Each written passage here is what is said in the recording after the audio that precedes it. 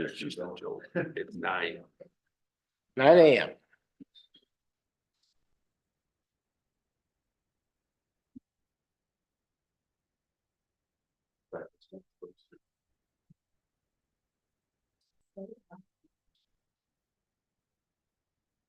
We can start it.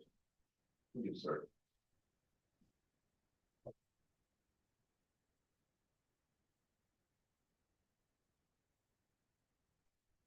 Good morning. It is 9 o'clock and I will call the meeting of the Codington County Commissioners to order.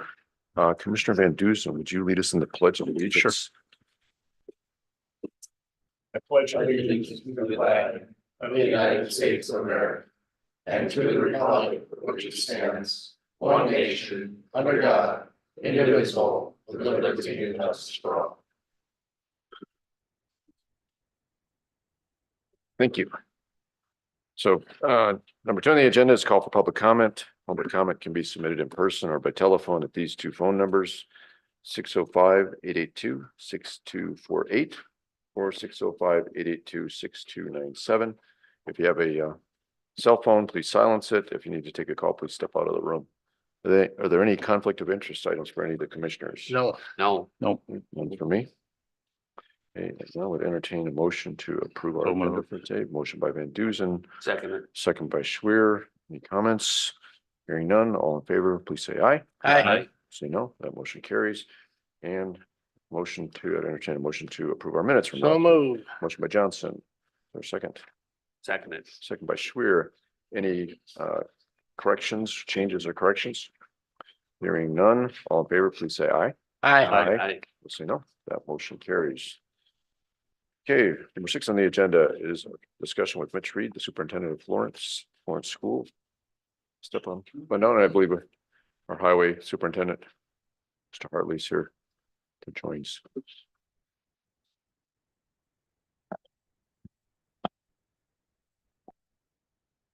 Morning. So here's the map that we had from last week that I gave the commissioners. This is the proposed new stop signs, but should go into engineering. That's a good looking map. Yeah.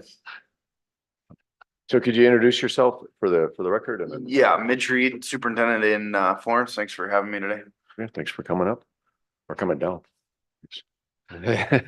Coming over. Okay, so what, I mean, I guess we kind of like the idea. I mean, yep, this is to bring it back up, was 4 new stop signs in Florence around the school because they're adding a school building on the west side of County Road 23, which is right across the street from the original school. But I'll let, if you have any questions for Mitch, or he can. Yeah, I can kind of explain, obviously I was here last year. Kind of entertaining the idea of closing the road, and the school board decided not to pursue that with the city. Things have come together really well. Sidewalks, everything looks safe, and now we're just taking a measure to slow down traffic. Thought this was the best option. Maybe not the only option, but the best option to slow traffic down. We talked to Rick was great to work with. Just kind of come up with an idea of how to slow this traffic down. And I think we've got a pretty good plan there. Got to paint a crosswalk yet too, but yeah, that's kind of where we're at here. I'd answer any questions that you guys have on that. So Troy, you brought up a lot of good points with your law enforcement background. Yeah, well, I was just, thinking, and I've thought about this throughout the week, and I don't have any issues with it. I think it's a good idea. I was questioning the timing in the middle of the year here with putting stop signs up and drivers not familiar that we have stop signs up and kids running out, assuming that cars would be stopping and not, could lead to issues. Just had a quick discussion with the sheriff over there. He doesn't see any issues with this and says that he would have his deputies up there kind of watching that as you. Yeah, to train yourselves, that we have new stop signs up there. That was my only concern, but no, I don't see any issues with it. So. So when we put the new signs up, we'll put a flag or 2 flags on each one. So there's something to draw attention to each one. Yeah. And that way people will see something different, so. And I'll say my educational background too, as you guys have had kids, grandkids and things like that, they're gonna come running across there if there's stop signs or not. They're not gonna be like, oh, there's a stop sign there, I'm safe. It's not. Right. But my issue, Mitch, isn't so much the students as it is the drivers. Sure. And not, assuming that everybody's going to stop when they don't. But I don't have any issues with it. I think you're taking the right steps, and so I'll support it. But I still stop, like I said, up at 14th Avenue, North Maple. There's no stop sign there. I'm just a creature of habit, so. The good part about this is there's a month before they open the school across the street. Yeah. For students. Okay. So there'll be a month the people get used to the stop signs. Yeah. And it's winter traffic, so hopefully they slow down anyhow, so. And I do think too, because I've had obviously complaints, because I don't really have much jurisdiction other than to talk to the students, but I get calls all the time about speeding. So those stop signs will actually slow traffic down there. I think, unless you guys have heard anything in the week between last week and this week, I think this is going to be a good thing for a lot of traffic to slow down for the neighbors too. So. I just have a question. Is there already like school signs, stop ahead sign, or will it be like stop ahead signs, or all this stuff that goes with a stop sign by a school? There is no stop ahead signs, but there is 15-mile-an-hour speed limit signs through this area. We could put stop ahead signs back further. The street that comes from the south, there's like 2 blocks. Main Street is 3 blocks long. The street that comes from the north is 3 or 4 blocks long. So they're, granted, regular traffic shouldn't be over 25 miles an hour. And they're coming down to a 15 and stop signs. It's not like. Okay, Not it's like not you're like out we're on the going on highway. to 55. Well, I No. didn't know how precautionary you have to Yeah. be to make sure people are like getting the picture. Some kids might try to drive 55 on the road. Yeah. We try to keep that county road rough enough so they can't drive that fast. That's what it is. And I knew there was some reason behind it. And one of the 15-mile-an-hour speed limit signs will get moved back a little further to the north. So it'll extend the 15-mile-an-hour on the north end of County Road 23, where the new stop sign is.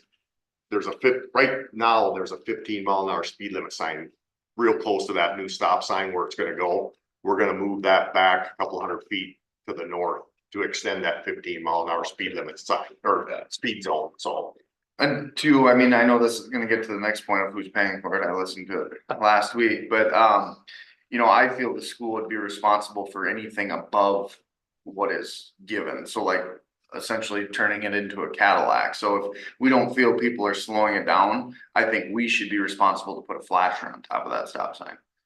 A crosswalk, that would be us. Like I would fully expect the school to take additional measures to keeping these kids safe. So like if they're not slowing down enough, we do have a camera out there, something I want to talk to Brad about. We'll have a camera that, because we're gonna have a lot of kids through there, we're gonna want to keep surveillance on that. But also I'll be able to see if we're not slowing things down and getting reports from the sheriff that we wrote this many tickets. Maybe the school steps in and puts a flasher on top to brighten it up. Like that's taking it from here to here, I think is our responsibility. Mitch, will you have teachers or anybody assisting students initially to help them? Yeah, with those administration will intersections? play a big role in the passing the Okay. first couple weeks, but again, Yeah. once it's been there, once it's not new, I mean, Right. we're gonna have multiple issues of throwing snowballs I mean, it's gonna be something that these kids aren't used to. But we're hoping it's so cold that they just sprint across and they're done too. So you can't be sure, but yeah, our principal and I are working right now to come up with different procedures that we're going to have to make sure that kids are supervised out there.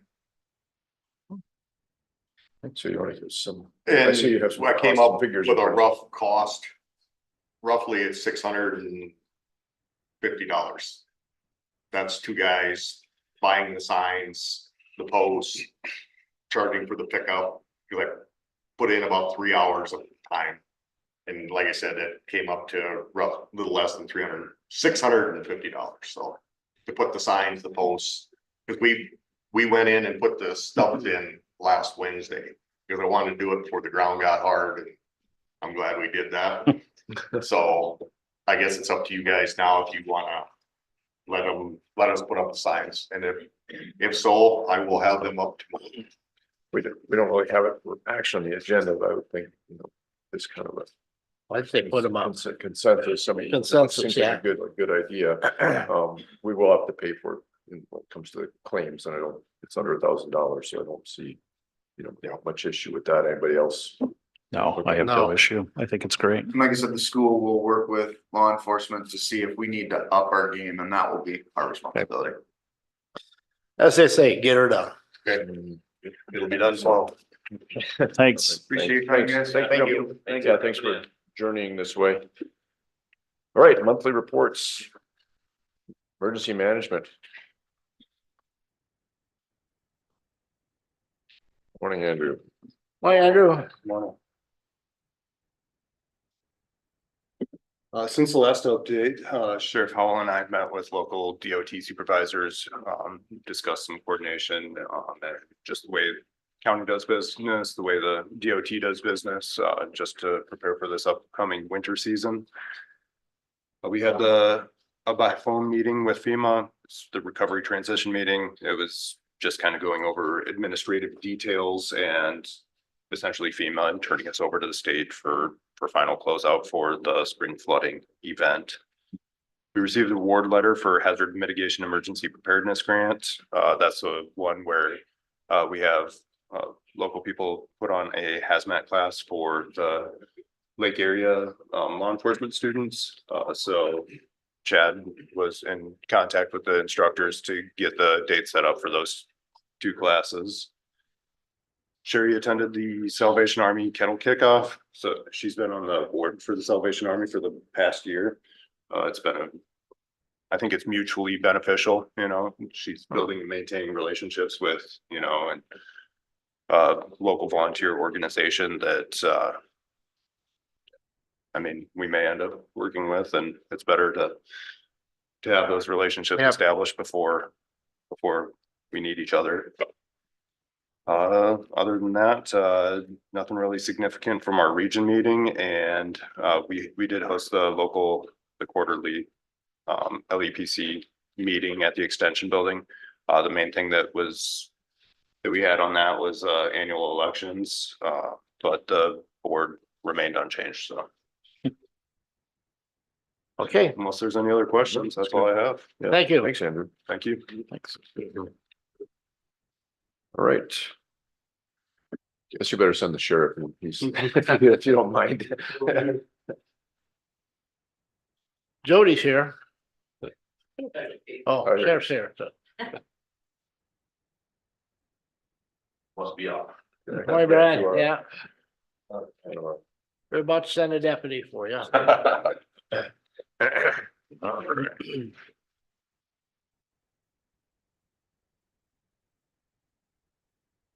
You want to grab one and pass them on down? We'll get started on the commissary monthly balance sheet. Should be the first one in your packet there. You'll see end of October 23 there, the balance was $20,685.93. Lobby ATM and booking kiosk, $2,488.82, for a grand total of $23,174.75. At the snapshot when this was taken, resident balances were $1,339.09. Commissary items, $2,824.57. The funds balance, $19,011.09, for brings us back to that grand total of $23,174.75 change. Basically, it leaves us back to our 15,000 original that we started with there. So, and you'll see in the bottom there, we collected $1,107.72 on commission, and then on the phone commission and the kiosk commission collected $3,152.55. So all that money gets put back into the general budget. So look at the second page, the monthly balance sheet for the checking account. The bank balance end of October was $92,812.91. Copy fees that we collected were $28.50. Sheriff's fees collected, not dispersed, $10,316.79. Executions collected, $81,178.12. And warrant fees collected $400 for a grand total of that $91,923.41. Brings our total back to $889.50 that we started with there. So it's been a busy month in the civil world at the sheriff's office there. Go to the next page there, bet you Leo, there it is. You got it pulled up on the screen. For the month of October, the sheriff's office responded to 566 cases and calls for service. 17 accident reports were completed. You can see that's definitely up from August and September. A lot more deer accidents. Warrants, there were 63 warrants served, 211 civil papers served, and 5,212 transport miles that were put on. That was a total of 19 trips and 28 people that were transported in October around there for those miles. So scroll down to the middle, we'll see some of the jail activity. Our average daily population in October was 60.81. Our high ADP was 66 on the 4th. Our low ADP was 56, and that was on the 13th. On the 24/7 program Scram Bracelet, we had 9 participants. We had 11 people on remote breath, 25 people on the twice daily PBTs, 36 people on the twice weekly UAs, 0 people on the sweat patch, for a grand total of, it looks like 81 people on the 24/7 program. If you scroll on down a little bit more, there was 212 bookings, which is about average. The very bottom of the page, you'll see the out of county contracts, we collected $20,527.18. Work release fees, we collected $2,690. 24/7 fees, we collected $6,730. And scram fees, we collected $2,887. Any questions on that? I got a few other things I'd like to hit on if you don't have any questions on that. Out of county contracts, we must be housing quite a few. We're inmates actually right now, not, or- it's just kind of the way that the commission meetings fall from when they get paid to Okay. when we end up. It's still 2 or 3, maybe 4 out of our 60 average. So that's kind of been the number. So we recently applied for a 24/7 grant from the state program here. Applied for $10,000 towards funding for staffing to help assist with that. We've applied the last few years. We haven't gotten it for a few years, so we're hopeful that we do get that. Is that a state level grant? A state level grant, yep, from the 24/7 state level fund. So we did apply for that. We recently did our coat drive. It's not last weekend, but the weekend before. We had a lot of people show up for that.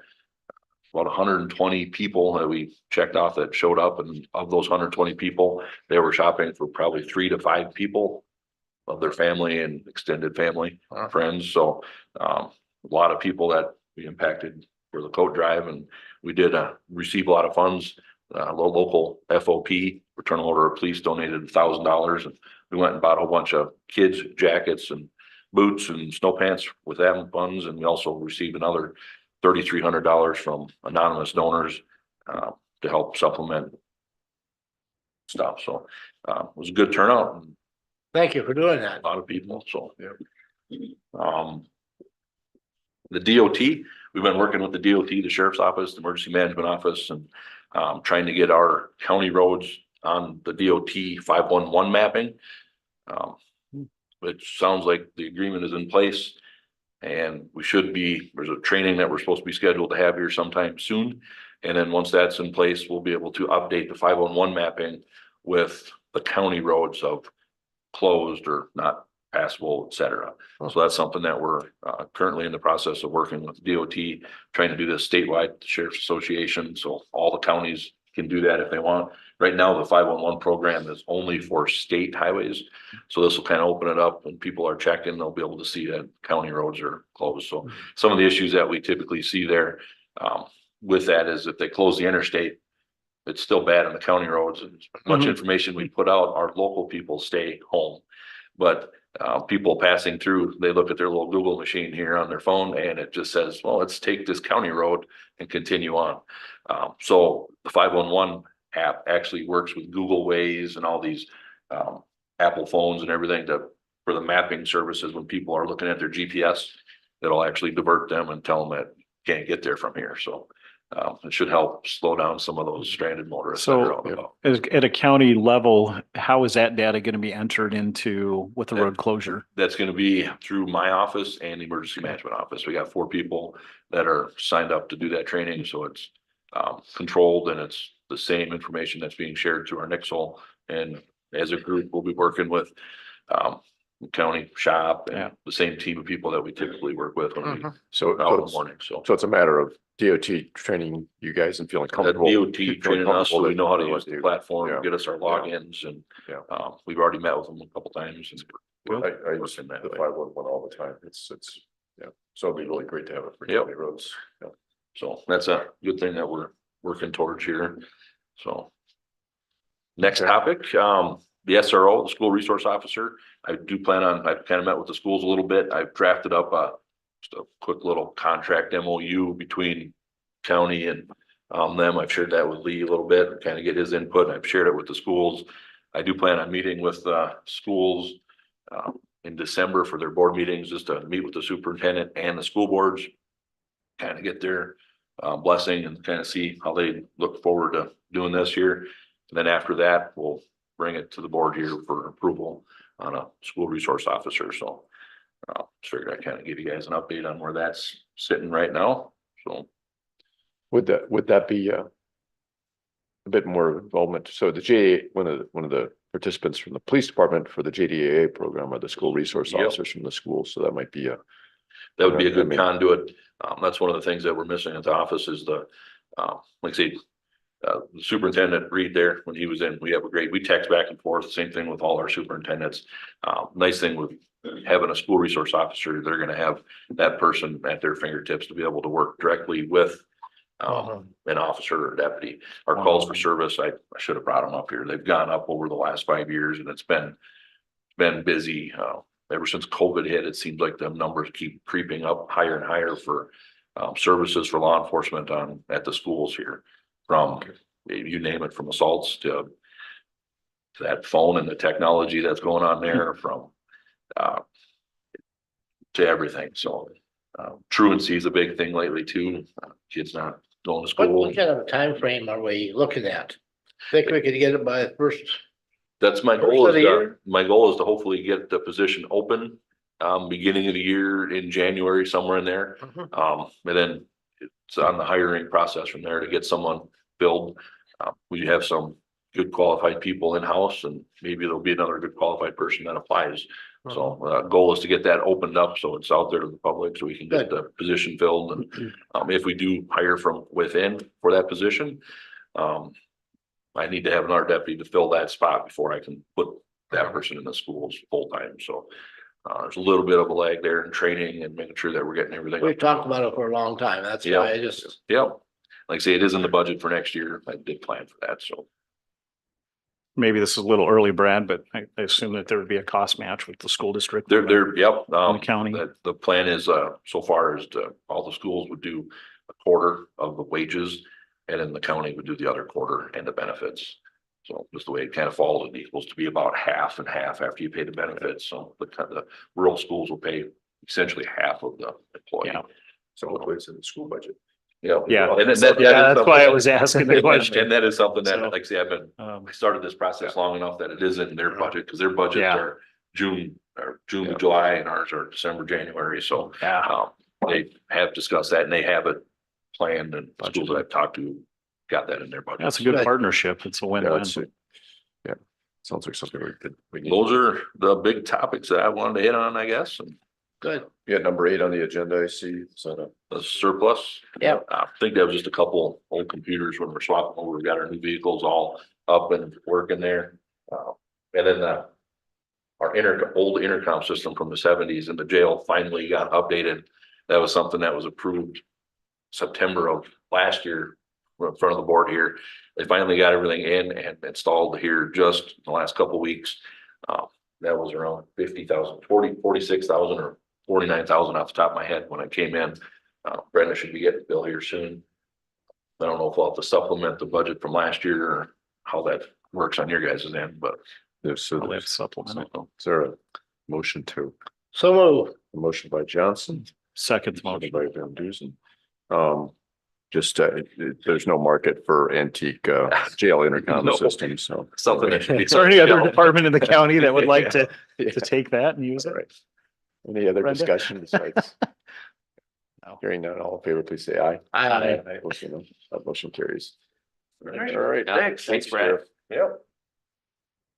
All right, I think the next one is Rick's. Number 9 is action to approve a bid with Holloway Bridge and Culvert Incorporated to repair bridge number 15-218-210. That's it. Okay, this bridge is on a township road, 175th Street, 3 miles south of State Highway 212, just west of 458th Avenue. The wing wall on the northeast corner of the bridge needs repaired. And this is a quote to get that done. It won't be done until next summer. But they want to purchase the material, so they have it. I will furnish the riprap and they'll place it. But they just, because it's all metal that they're buying. And if you know, metal is one of the fluctuating things on everything, so. But this could be under a capital improvement, so that's why I did not go out for bids to get this fixed. And there's only, I think these are about the only guys, one of the only guys in the state. Are they local? What's the, Mitchell, Mitchell. yep. Say Wingwall 3 times. Say that what? Say Wingwall 3 times. Wing wall? Yeah. Wing wall, wing wall, wing wall. Chair will There you make a go. motion to approve this. motion by Second. Susan, second by Johnson. So the total 54,000. Maybe we can lock it in on the metal. Yes, because that's what they were going to do, was purchase the material now, so that way they had it. So they're like everybody else, they're lining up their projects for next year. They'll have the material on hand, and like I said, I have the riprap in my yard that we keep, so we'll just haul it down there and they can Yeah. place it. Yeah, the only question I have is on the, what's the bid limit right now? Was it, I know we talked, The capital improvements is 100,000. 100 still, okay, I was trying to remember, because I know we moved it, okay. All right, So they're gonna get a new Wingwall. yeah, so any other questions, discussion? Hearing none, all in favor, please say aye. Aye. We'll say no. That motion carries. Thank you. Thanks, Rick. Okay, number 10, action to declare workstation computers in the treasurer's office surplus to be destroyed. Correct. So a few weeks back, you approved her getting the new computers that are up at her counter. So now she has those four computers then that need to be determined surplus and have them destroyed. Move to approve. By Johnson, second by, I'm sorry, was it Waterman? Okay, any questions or discussion?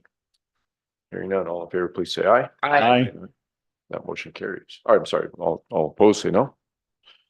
Hearing none, that motion carries. Okay, number 11, action to approve an MOU between SDSU and Codington County for the provision of items relating to 4-H in Codington County. Jody, did you want to come up and give us a rundown on this? It's similar to last years before. Sometimes I don't come up here for it, so I Yeah, didn't know if there's I think anything there else. was a question about insurance that we had. Yeah, we have registered volunteers and they get their volunteer insurance through SDSU as being registered.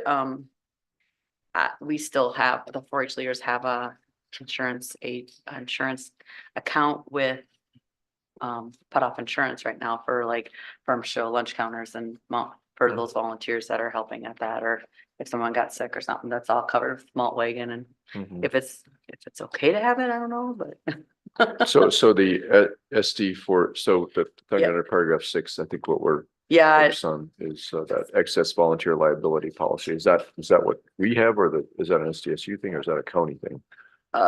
we have our leaders have one right now, but I don't know what the people agreement thing is, but So kind of we over my can, head. I can add to that. So I did have the state's attorney look this over and she said it looks okay. You know, the only thing is if you would have like 4-H participants sign a waiver of liability. to Yeah, add they extra mostly layer. do, like when we have farm safety camp or kid care, there's a liability thing on the back of it that parents have to sign. So, Okay. Otherwise, she had no issue with it. and most kids that are in 4-H are covered under the 4-H insurance. So, So I'll move to American approve Eagle the memorandum of understanding. Motion by Looks good to Johnson, me. I'll second it. second by Schwer. Any other questions or discussion? Hearing none, all in favor, please say aye. Aye. Opposed, say no. That motion carries. all right. We just want to Thank make certain that all those volunteers are covered. Yes. Thank you, Jody. And number 12, action to approve chair to sign a rental agreement for corner space. Do you want to go over that one? I have it. I have the agreement. I can show it if it's not too exciting. It's pretty basic.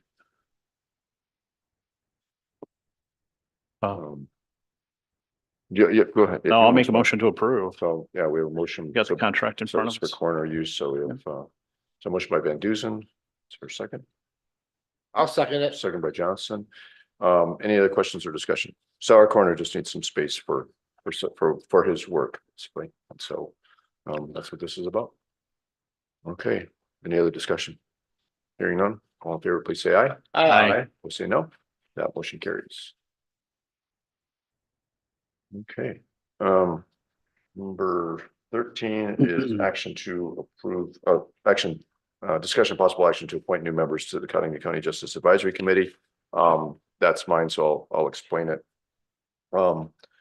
We two members of the Justice Advisory Committee, after serving a long time, have asked to step down. So I appreciate their service. And so and these are community members. So according to the charter, we can have up to 4 community members. Currently, that leaves Jeannie Horning and Al Koistinen. So Al's been on there, I think, since it started. So we could add 2 more. And we have one individual from Wallace, that is Ryan Keller. So he's available and willing to serve to take one of those 2 vacant positions. We're still talking to people about the other one, but it'd be good, I think, to go ahead and appoint Ryan if somebody would be willing to make that motion. I'll make that motion. So I'll motion, second that. so motion by Johnson, second by Schwer. Any other questions or discussion? The So only discussion I would make is just to thank the 2 that are stepping down because they served on that Yeah. for, I don't know, for for a while. long time. Yeah, so that And was, they are, yeah, Larry Wasland and Matt Krantz. So we appreciate all their work on that because it's, coming to meetings and sometimes they're kind of long. going through a lot of stuff that learning, having to get up to speed on stuff that maybe you're not familiar with, like jails and other justice related issues. So appreciate that. So any other discussion? Hearing none, all in favor, please say aye. Aye. Opposed, say no. That motion carries. Okay, number 14, action to approve. abatement No abatements. And what claims for payment we do have. We do have salary claims, and for the November salary claims is, the total amount is $687,508.90. Move to approve. Motion by Van Dusen. Second by Waterman. Discussion? Hearing none, all in favor, please say aye. Aye. Opposed, say no. That motion. No budget carries. supplements, personnel changes, or travel requests.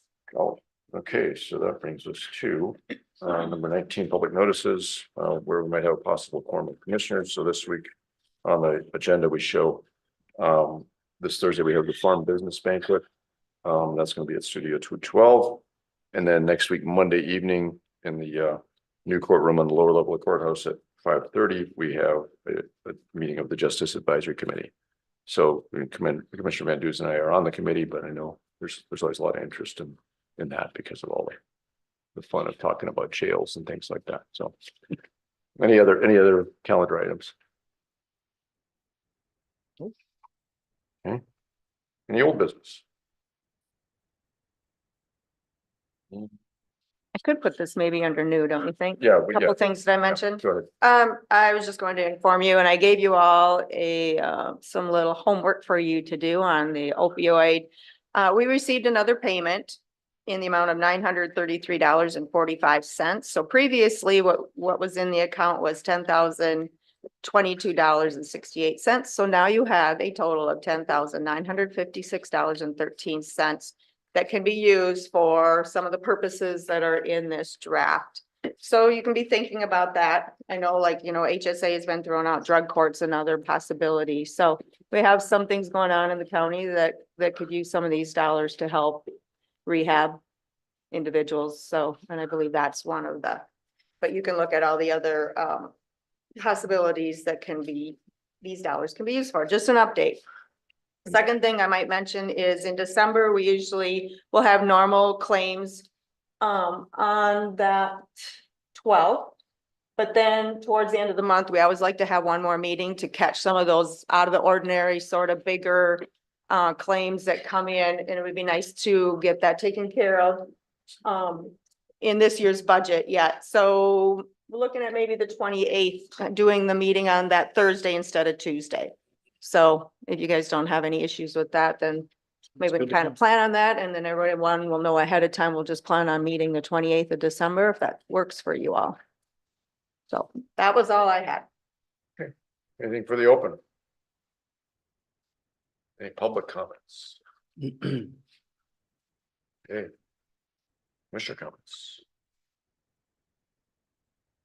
So the Justice Advisory Committee, I guess the main thing to talk about is, what do we need to do going forward? We need to have 2 meetings a year, so this will be the second meeting in 2023. According to what we put in the charter years ago. So kind of a discussion, like how should we move forward? Yeah. So that's kind of what the topic is. Those are open to the public, so if Yeah, anybody yeah, would like that's- to yeah. attend, welcome to. Thanks for mentioning that. Yes, it is a public meeting. So, and that's at 5:30 on Monday in the new courtroom here at the courthouse. Okay, do we have a need for executive session? Yes, We do. and this will be on a contract issue.